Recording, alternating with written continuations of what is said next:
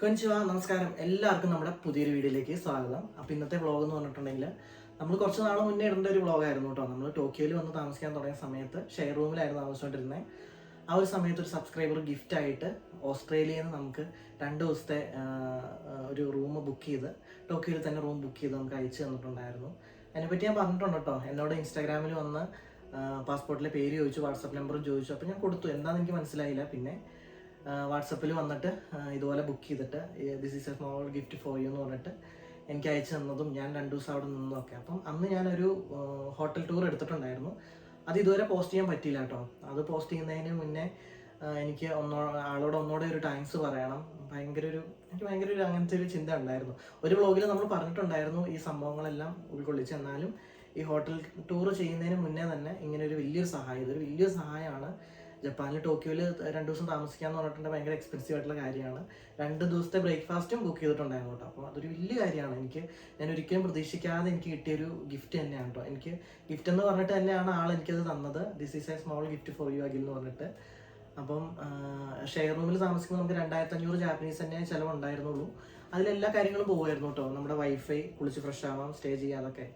എന്നാൽ പോലും ഇങ്ങനെ ഒരു ഹോട്ടൽ, അത് എനിക്കൊരു കൊട്ടാരമായിരുന്നു ശരിക്കും പറഞ്ഞാൽ.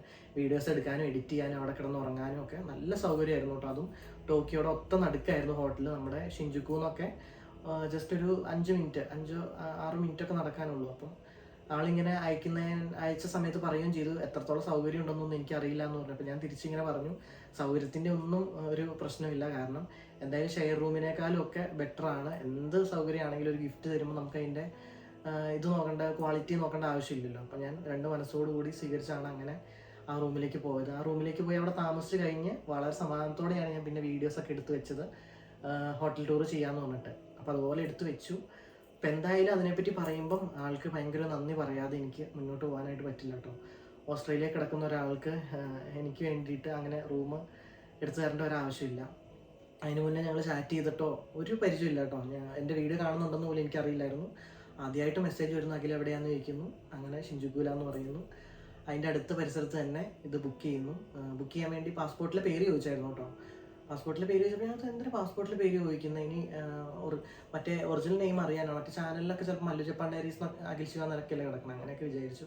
അപ്പോൾ എന്തായാലും വലിയൊരു സഹായമായിരുന്നു. അതുപോലെ ഇപ്പോൾ റീസെൻ്റ്ലി ജപ്പാനിൽ വിസിറ്റ് ചെയ്ത ഒരാൾ സുയിക്ക കാർഡ്, നമ്മുടെ ട്രെയിനിലൊക്കെ പോകുന്നിട്ട് നമ്മൾ ടച്ച് ചെയ്യില്ലേ, ആ കാർഡ് കയ്യിലുണ്ട്. അതിൻ്റെ ബാലൻസ് എത്രയാണെന്ന് അറിയില്ല. അഖിലിന് വേണമെങ്കിൽ അയച്ചു തരാമെന്ന് പറഞ്ഞ ഒരാൾ മെയിൽ അയച്ചിട്ടുണ്ട്. എനിക്കറിയില്ല, എന്നെ നേരിട്ട് അറിയുന്ന ആളുകളെക്കാളും സഹായിക്കാനായിട്ട് ഒത്തിരി പേര് വീഡിയോസ് കാണുന്നതിന് മാത്രം കണ്ട് മനസ്സിലാക്കിയിട്ട് മാത്രം സഹായിക്കാൻ വേണ്ടി ഇപ്പം ഈ ഹോട്ടലിൻ്റെ സൂയിക്കാടിൻ്റെ മാത്രമല്ല കേട്ടോ, പ്രാർത്ഥിക്കുന്ന ഒരുപാട് ആളുകളുണ്ട്. നല്ല ജോലി ശരിയാവട്ടെ എന്നും വിളിച്ചന്വേഷിക്കുന്ന ആൾക്കാരൊക്കെ ഉണ്ട്. ഭയങ്കര സന്തോഷമാണ് അതൊക്കെ. അപ്പം എല്ലാവരോടും നന്ദി പറഞ്ഞിട്ട് വേണം നമുക്ക് ഈ ഹോട്ടൽ ടൂർ തുടങ്ങാനായിട്ട്. കാരണം നിങ്ങൾ ഈ 7.5 ലക്ഷത്തിൽ നിന്ന് ഒരാളാണ് ഇങ്ങനെ ഒരു ഗിഫ്റ്റ് തന്നേക്കുന്നത്. അപ്പം ഹോട്ടൽ ടൂർ എന്ന് പറയുമ്പം ഇത് ശരിക്കും നമ്മുടെ ഒരു വീഡിയോ ആണ്. ഇതൊരു വെറും ഒരു വ്ളോഗിനേക്കാളും നമ്മൾ ഒരു സബ്സ്ക്രൈബിൽ നിന്ന് വളർന്ന് വന്ന് ഇങ്ങനെ ഇത്ര എത്തി. പല യൂട്യൂബേഴ്സും ഗീവ് അവേ കൊടുക്കുന്നതും അങ്ങനെ ഇങ്ങനെയൊക്കെ ചെയ്യുന്നത് ഞാൻ കണ്ടിട്ടുണ്ട്. ഞാൻ ഇതുവരെ ഒന്നും ചെയ്തിട്ടില്ല. പക്ഷെ നിങ്ങൾ എനിക്കൊരു ഗീവ് അവേ പോലെയാണോ അല്ലെങ്കിൽ ഒരു ഗിഫ്റ്റ് പോലെ എന്തൊക്കെയോ ഒരുപാട് കാര്യങ്ങൾ ചെയ്യുന്നുണ്ട്. പ്രാർത്ഥനയായാലും ഈ സുയിക്ക കാർഡാണെങ്കിലും ഇപ്പോൾ ആ റൂമിൻ്റെ ആണെങ്കിലും. അപ്പോൾ ഒത്തിരി കാര്യങ്ങൾ, ഒരുപാട് സന്തോഷമുണ്ട്, സ്നേഹം, സപ്പോർട്ടിന് എല്ലാത്തിനും നന്ദിയുണ്ട്. പിന്നെ അപ്പോൾ അദ്ദേഹത്തിനോട് ഒന്നുകൂടി നന്ദി പറയണമെന്ന് ഞാൻ വിചാരിക്കണം. അപ്പോൾ ഓസ്ട്രേലിയയിൽ ഇരുന്ന് കാണുന്നുണ്ടെങ്കിൽ നല്ല എന്താ പറയുക, മനസ്സറിഞ്ഞുകൊണ്ടുള്ള ഒരു ഇതാണ് കേട്ടോ. അത് എനിക്ക് എങ്ങനെ എക്സ്പ്രസ് ചെയ്യേണ്ടതെന്ന് അറിയത്തില്ല.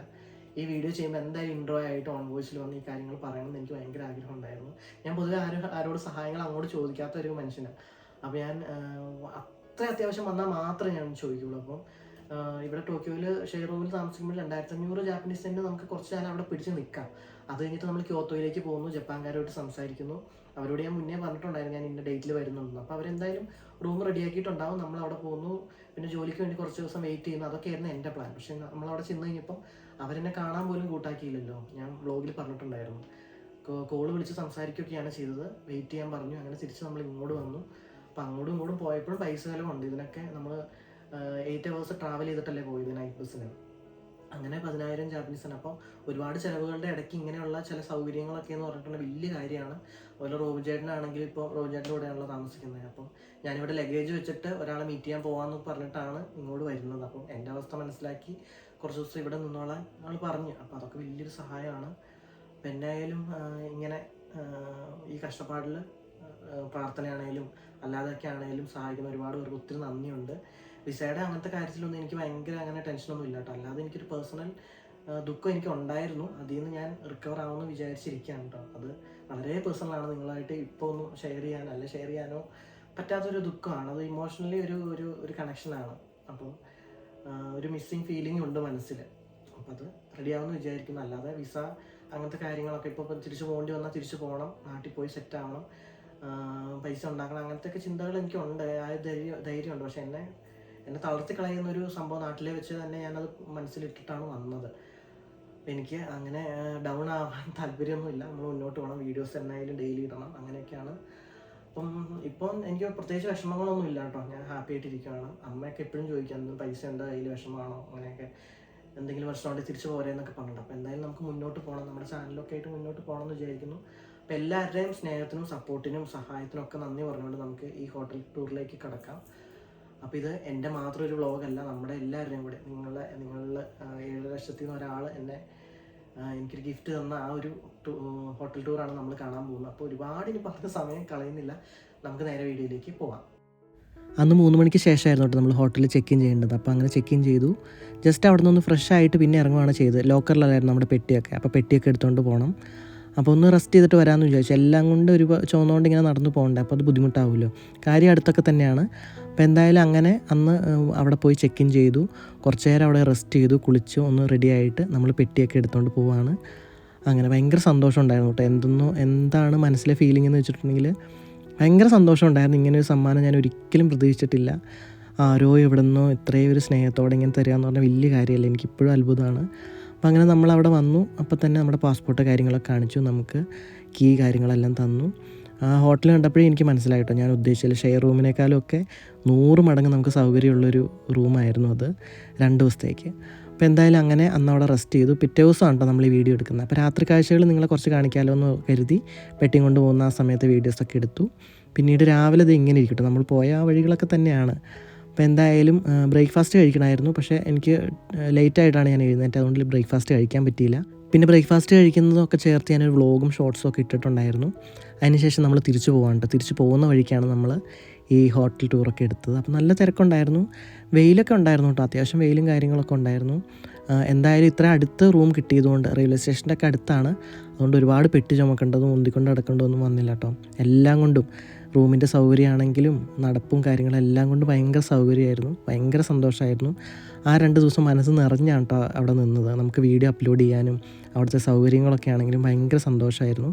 അപ്പോൾ ഇതായിരുന്നു നമുക്ക് ബുക്ക് ചെയ്ത് തന്ന ഹോട്ടൽ സൺലൈറ്റ്. അപ്പോൾ കാണുമ്പോൾ തന്നെ നമുക്ക് മനസ്സിലാവും അത്ര ചെറിയ ഹോട്ടലൊന്നും അല്ല, അത്യാവശ്യം ഫ്ലോറുകളും കാര്യങ്ങളൊക്കെ ഉണ്ട്. അപ്പോൾ എന്തായാലും നമുക്ക് നേരെ പോയി നോക്കാം.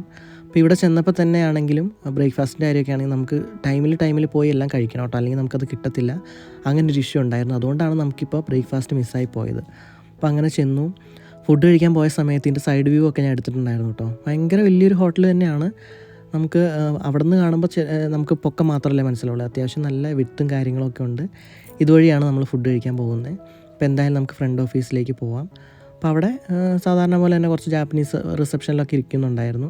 ചെക്കിനും ചെക്കൗട്ടും ഒക്കെ ഉണ്ടായിരുന്നു കേട്ടോ. അപ്പോൾ അധികം അവിടെ സൂം ചെയ്ത് നിൽക്കാതെ നമുക്ക് നമ്മുടെ റൂമിലേക്ക് നേരെ പോവാം.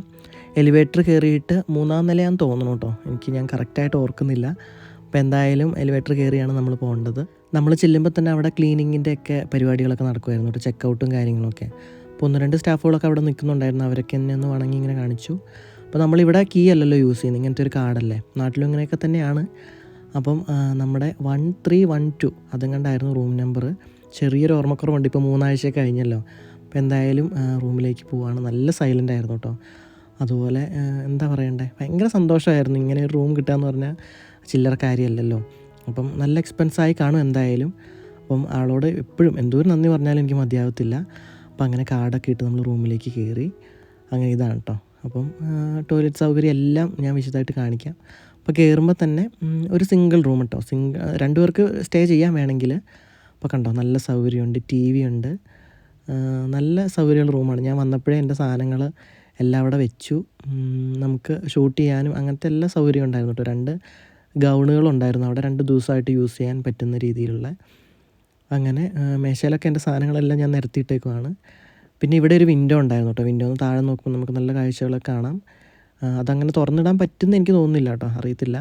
അപ്പോൾ എന്തായാലും സിറ്റിയുടെ നടുക്ക് തന്നെ നമ്മൾ അവിടെ നിന്ന് നോക്കുമ്പോൾ ഒരുപാട് ബിൽഡിങ്ങുകളും കാര്യങ്ങളൊക്കെയാണ് കാണാൻ പറ്റുന്നത്. നല്ലൊരു സ്റ്റേ ആയിരുന്നു കേട്ടോ ഇവിടെ. അപ്പോൾ എന്തായാലും ഭയങ്കര ഇഷ്ടപ്പെട്ടു. രാത്രിയാണെങ്കിലും അവിടെ ഇവിടെയൊക്കെ പല രീതിയിലുള്ള ലൈറ്റുകളും കാര്യങ്ങളൊക്കെ ഉണ്ടായിരുന്നു.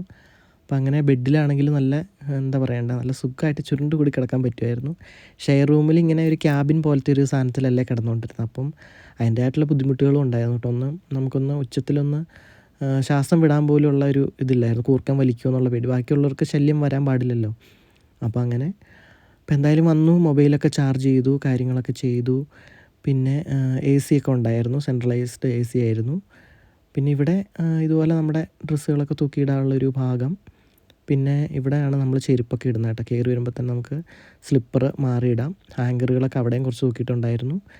പിന്നെ കയറി വരുന്നിടത്ത് തന്നെ നമ്മുടെ ടോയ്ലറ്റ്, അതും ആധുനിക രീതിയിൽ തന്നെയുള്ള, നമ്മുടെ ജപ്പാനിലുള്ള രീതിയിൽ ഓട്ടോമാറ്റിക്കായിട്ടുള്ള അങ്ങനത്തെ ടോയ്ലറ്റും കാര്യങ്ങളൊക്കെ ആയിരുന്നു. ബാത്ത് ടബ് ഉണ്ടായിരുന്നു.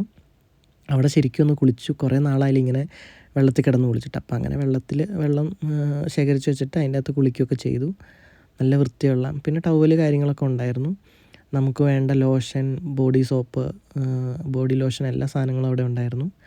ഭയങ്കര സന്തോഷമായിട്ട് ഇങ്ങനെ നമ്മൾ ഷെയർ റൂമിലെല്ലാം ഒരുമിച്ച് എല്ലാവർക്കും കൂടി ഒരു ടോയ്ലറ്റ് അല്ലായിരുന്നു. അപ്പോൾ നമുക്കത് അത്ര ഇതല്ലായിരുന്നു, എന്നാലും കുഴപ്പമൊന്നുമില്ലായിരുന്നു. പക്ഷേ ഇങ്ങനെ ഒരു ഇത് കിട്ടുന്ന, റൂം കിട്ടുന്ന ഞാൻ ഒരിക്കലും വിചാരിച്ചില്ല. ഭയങ്കര സന്തോഷമായിരുന്നു. കണ്ണാടി നോക്കാൻ കണ്ണാടി, എല്ലാ സാധനങ്ങളും ഉണ്ടായിരുന്നു. ഭയങ്കര സന്തോഷമായി. അപ്പം ഷൂട്ട് ചെയ്യാനോ ഇവിടെ ഇരുന്ന് Q&A ചെയ്യാനോ അല്ലെങ്കിൽ അങ്ങനെയൊക്കെയുള്ള ഇതുണ്ടായിരുന്നു. പക്ഷേ നമ്മളത്രയും എത്തിയിട്ടില്ലല്ലോ. പിന്നെ ഇവിടെ വെള്ളം വെക്കാനാണെങ്കിലും അങ്ങനെ ഒരു സ്റ്റോറേജ് ഉണ്ടായിരുന്നു. നമുക്ക് ഇടാനുള്ള ഗൗണും കാര്യങ്ങളൊക്കെയാണ് അവിടെ ഇരിക്കുന്നത്. ഒരു കെറ്റിലുണ്ടായിരുന്നു, ചെയറ്, ചെറിയ ടേബിള് എല്ലാം ഉണ്ടായിരുന്നു കേട്ടോ. ഭയങ്കര സന്തോഷമായിരുന്നു. അപ്പോൾ എന്തായാലും ഇങ്ങനെ ഒരു ഗിഫ്റ്റ് കിട്ടുക എന്നുള്ളത്. പിന്നെ സാനിറ്റൈസറൊക്കെ ഉണ്ടായിരുന്നു. എല്ലാം എടുത്തെടുത്ത് പറയാൻ എനിക്ക് പറ്റുന്നില്ല കേട്ടോ. എൻ്റെ മനസ്സിലെപ്പോഴും എനിക്ക് നന്ദി പറയണം എന്നുള്ളൊരു ചിന്തയാണ് വരുന്നത്. പിന്നെ അവരെന്തെങ്കിലും ആവശ്യമുണ്ടെങ്കിൽ നമുക്ക് ഫോൺ വിളിക്കാനായിട്ട് അവിടെ ഫോൺ ഉണ്ടായിരുന്നു കേട്ടോ. അപ്പോൾ എന്തെങ്കിലും ആവശ്യമുണ്ടെങ്കിൽ അങ്ങനെ പറഞ്ഞാൽ മതി.